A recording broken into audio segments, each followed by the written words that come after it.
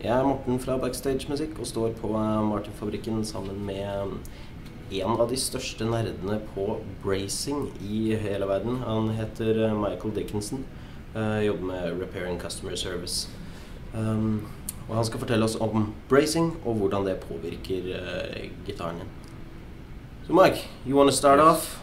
What's a bracing and what does it do? What's the difference between scalloped, non-scalloped? Yeah. Braces. They're structural support. Your basic steel string guitar is pulling at about 180 pounds per square inch, so the braces actually help the guitar, not fall apart.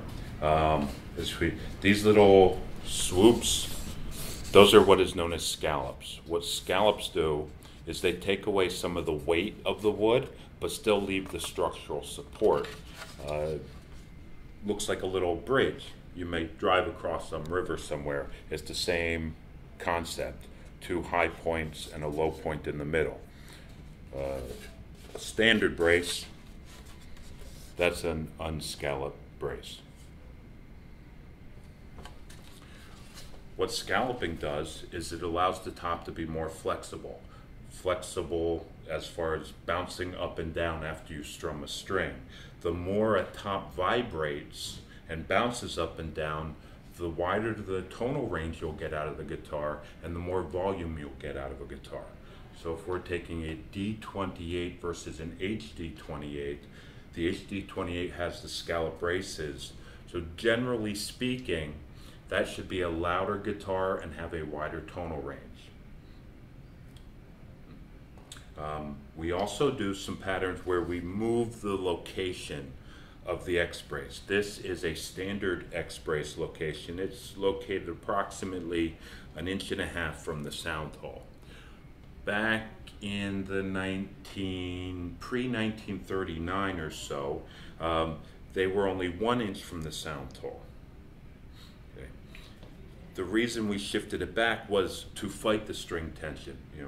Up until about 1925-27, most guitars were actually still being built for nylon strings, or gut strings, not nylon. When steel strings came around, the tension was too great, so we did certain things to try and counteract the tension of the heavier and heavier and heavier steel strings that were being placed on guitar. One of the first step was we moved the braces back. And what that did was that put more of the bridge in this area on a beefier part of the support. Then eventually we got rid of the scallop bracing. And even at one time we went with a bigger, thicker bridge plate. No, I'm skipping here, but what a bridge plate does now, and they're made of maple on all of our guitars right now. The steel ball ends of the strings have a tendency to dig, and if you didn't have a plate of wood here, those ball ends would eventually eat through the soft wood at the top, and you'd have to get your top replaced.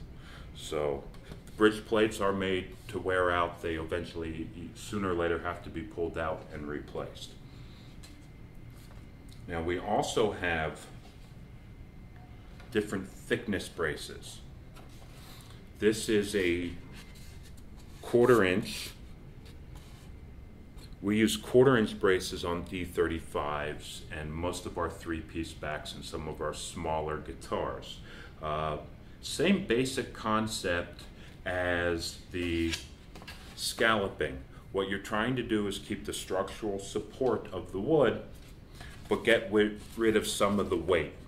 So if we're using 1/4 inch braces for our X bracing, like on a D35, we do that because the other wood surrounding it, mostly the back, the 3-piece backs are very stiff, so you need to loosen it up so the guitar will sound and vibrate.